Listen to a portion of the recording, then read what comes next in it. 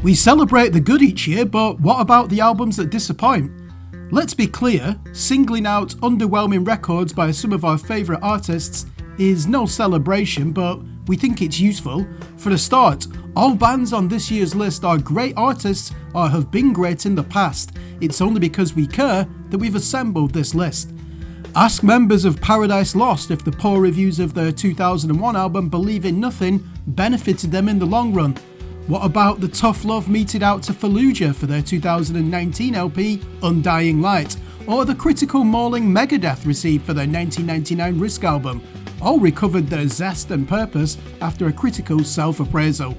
We take no pleasure in doing this, but these are the Scream Blast Repeat Top 7 Disappointing Albums of 2025. At number 7, we have the Canadian orchestral doom metal band Tribunal with their album Impenitence and Ruin, released on the 18th of April via 20 Spin.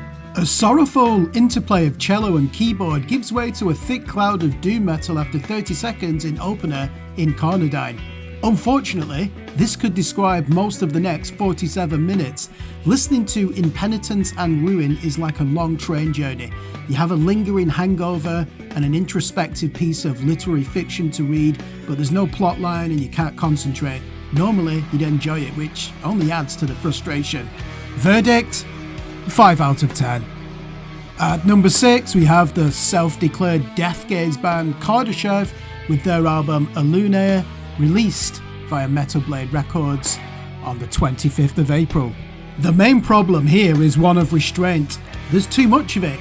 We need a no-nonsense blast of death metal at track 4, see Speak Silence, to keep things on schedule. Instead, Kardashev allowed Mark Garrett to guide the song in his role as the vocal coach. That means butterflies in summer meadows rather than the rain and mud of a secluded forest. Is there even one guitar riff you can remember in this song? Why do so many of the efforts on side B start off in the guise of extreme metal and then lose their impact? Verdict? 6 out of 10. At number 5, we have progressive deathcore maestros Whitechapel with their album Hymns in Dissonance, released on the 7th of March via Metal Blade Records. Hymns in Dissonance will please the fanbase from 2006, but producing an album of well-crafted but unimaginative deathcore will lend their appeal to those outside this niche. What happened to the prog metal elements of this music? Why did Bozeman stop developing his Maynard James Keenan voice as he did on the last 2 outings? Often, the guitar tunings carried too many pounds to keep up with the drums, like an overweight office worker trying to complete a cross-country run with the British Army. Verdict? 6 out of 10. At number 4, we have the Belgian post-metal band Psychonaut with their album Worldmaker, released on the 24th of October via Pelagic Records. So Psychonaut deserve respect for unlearning many of the things they know to find new musical textures, but that does not mean the experiment will always succeed. Unfortunately, this record comes across as pretentious, despite its worthy commitment to speak to an unborn life through the medium of music. The white-hot aggression that weaves in and out of this landscape ought to be enjoyable, but it's the least interesting aspect. Herein lies the problem with this album. The metallic parts are sterile and obstructive to the other dimensions that pique your interest. Verdict? 6 out of 10. At number 3, we have the Swedish melodic death groove metal band Orbit Culture with their album Death Above Life, released on the 3rd of October via Century Media. After touring with Bullet for My Valentine and Trivium, this band see a future where their name will be on the headline ticket. Death Above Life is a blatant push for the mainstream, but are they up to the challenge? Did this band once identify with death metal?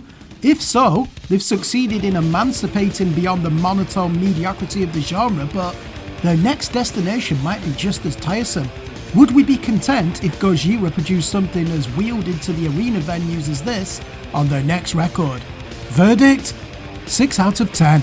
At number 2, we have KO Dot, the avant-garde experimental rock group, I don't even know what to call this, with their album Every Rock, Every Half-Truth Under Reason, and it was released on the 1st of August via Prophecy Productions. Toby Driver fears a future where AI can replicate all forms of music. Therefore, he wants Every Rock, Every Half-Truth Under Reason to baffle the learning machines by writing music that cannot be predicted using models or algorithms. Now, this is a noble aim and essential experiment, but we must still judge the quality of the music. As a form of entertainment, it fails on almost every level. Closet Door in the Room Where She Died is like he took the Neurosis master tapes for Enemy of the Sun, used track splitter software, and then replaced everything but the screaming vocals with layers of ambient keyboards and detuned organ sounds. Only one notable event happens in this entire song, and that's at the 10-minute mark when the ambient drones dissipate and a fiddling violin inserts itself into the gaps. Verdict? 5 out of 10. Which brings us to the number one choice, and let me repeat, it doesn't really give us any pleasure to be announcing the number one disappointing album of the year, but someone has to fill it, and it goes to the Ukrainian progressive metal titans Jinjer with their album Duel, which they released on the 7th of February via Napalm Records. They met expectations on 2021's Wallflowers, moving away from anthemic songs to more technical and dissonant compositions that played well to the prog metal community. Now, they return with album number 5, and one question stands out: where are the songs? You wonder if Tatiana is tired of being asked to sing over such technical music drowned in dissonance. It feels forced, as if they asked her to persist until she could impose a melody over it. The biggest crime of this record is how boring it is. Verdict? 5 out of 10.